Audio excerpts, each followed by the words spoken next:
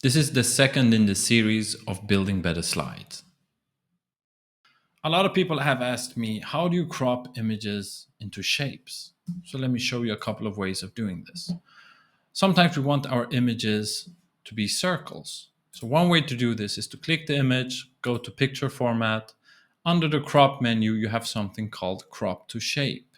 Now, if you choose a circle here, it will become an oval. And that's because this shape was a rectangle. So you need to do one tiny thing beforehand. You need to change the aspect ratio to 1:1, like this. Now you can crop it to any shape you'd like, and it will become a perfect proportional circle.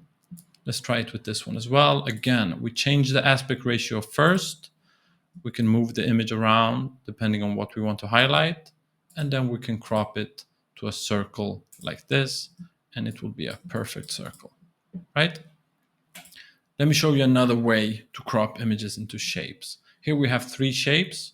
We can go ahead and right click it, format shape, and instead of using a solid fill, we can use a picture fill like this. We go to insert here so we can find an image we can use. Let's see if I have a good image here. We can go ahead and use this guy. But what you'll see is that his face is stretched. So basically it's filled the shape with his image. So we need to do one thing here. We go to picture format, and under the crop menu, we have to choose this option called fill, which will resize the image so it looks much better and it's not stretched at all. And we can do the same for the other ones. And you can obviously change the image source, but just keep in mind to choose this option that's called fill. Okay? So that was the second way of turning shapes or turning images into shapes. Let me show you one third way, which gives you a bit more possibilities, but it's also the one that's a tiny bit more complex. So let's go ahead. We insert an image. We place the image behind the shape. So I'm going to send it to back. I'm going to resize it so it covers the shape like this. And now when I have the image selected, I'm going to hold down the shift key and select the shape as well. So I have both of these selected. And on the shape format, under merge shapes, I have something called intersect, which intersects my image into the shape that was above it. So that's another way of doing it. So for example, if I have, let's say, a big circle, or actually I'm going to use this slide as an option. So let's use this one. Let's create a nice slide here with the techniques I just showed you. So let's go ahead and use a rounded rectangle. Let's say we place it like this. And now I'm going to use a rectangular shape to cut off the bottom part of this. Let me just make it another color. So you can see we have 2 shapes here. I'm going to press the first one, then I'm going to press the second one, holding down the shift key. And under merge shapes, I'm going to choose subtract. So I'm subtracting the rectangular shape, right, from the green shape. And now we can use the function that I showed you with the fill function. So instead of a fill color, we choose fill with a picture, and we do the step that was with the fill function to make sure it's not stretched. And you can see how you can quickly create creative layouts, creative image layouts like this with this function. Try it out.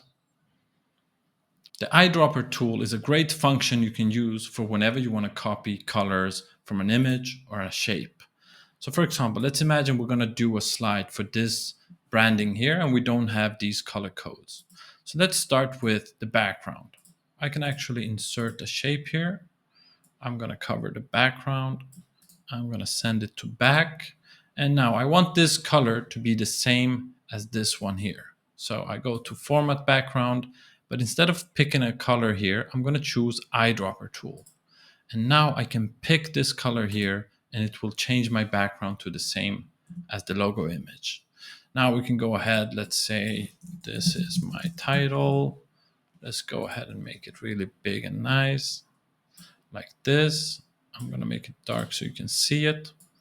Now let's format this a bit. So we want this first part to be one of the shades from the logo. So I'm going to choose eyedropper again. I'm going to pick this blue one. And here I'm going to do the same, but I'm going to pick the pink color, and we can repeat the same process. I'm just picking the eyedropper, and then I'm choosing a color from the logo. And you can see how quickly you can create branded layouts that are 100% aligned with your branding. It's really cool.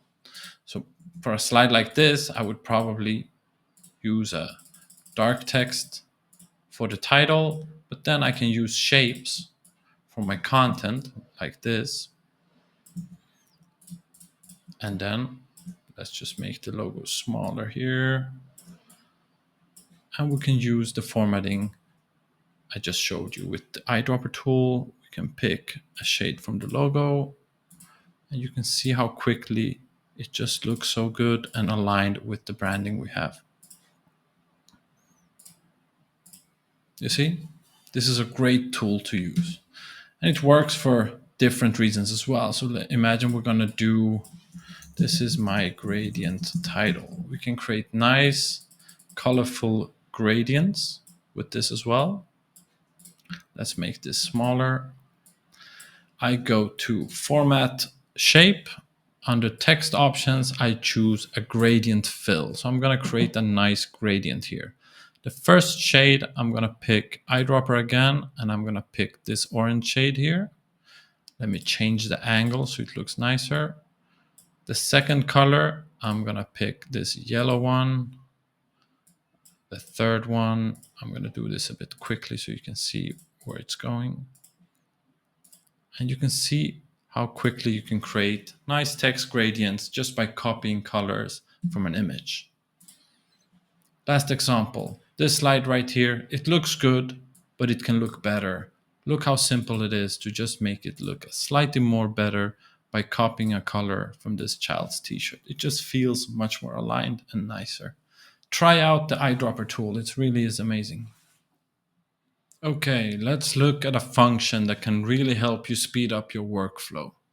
This is the Format Painter button. It's located right on top here in the homepage menu.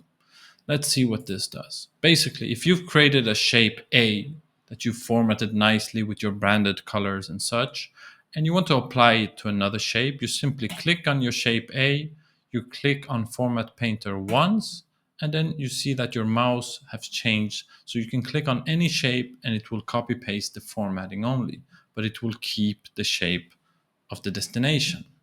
And this works perfect for multiple elements as well. So if you want to copy this element from this shape, we can actually double click Format Painter and we can keep clicking on as many shapes as we'd like, and then we press escape and we're back to normal. So how would this work on a slide? So imagine you've created a layout where you've created a nice shape here that blends in with the background. So you can double click on Format Painter and we click it on these two shapes as well. Then we press escape and we want to apply the title formatting as well. So we highlight the title, we double click on Format Painter and we click on this and we click on this and we press escape again. And we're going to do the same with the body text as well, like this. So in a matter of seconds, you can restructure or reformat a slide like this. Now, it's important to also know what default shapes mean. So basically, when you insert a shape into PowerPoint, you will always have a default shape. Right now, this one is blue based on the template I'm using. But let's say I've created a shape like this one and I want to set it as default. So that's as simple as right-clicking and choosing Set as Default Shape. What that means is that in this PowerPoint file, anything I will add now will always have this formatting as the default shape. This is great, right? Now you don't need to reinvent the wheel each time.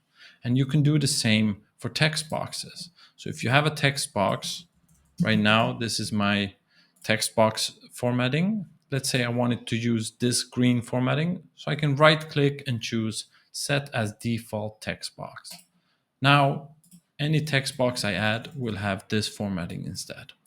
Okay?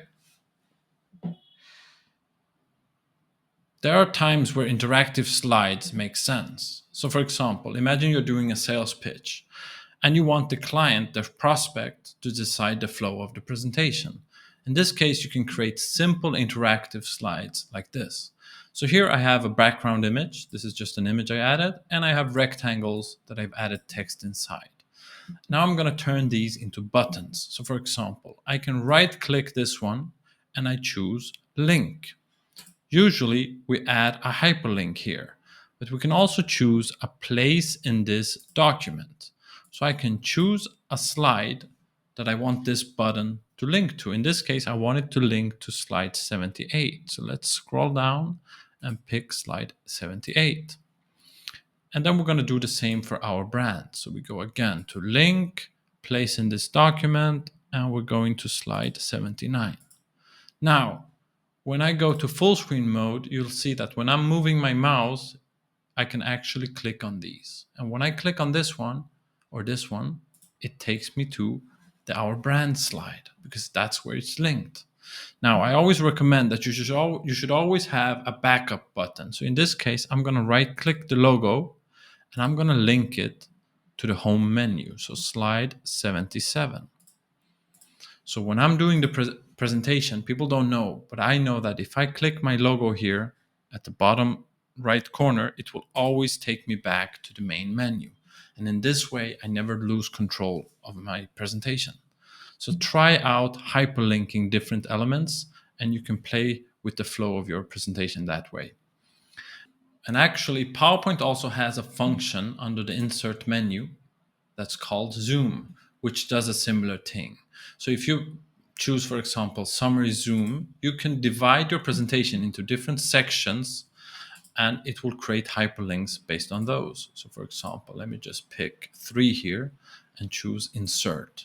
And what it does is that it creates a new slide with a menu where I can click on these and it will zoom into different parts of my presentation. It really is amazing. It works really well. So try it out and let me know what you think. Let me show you the best bullet point animation.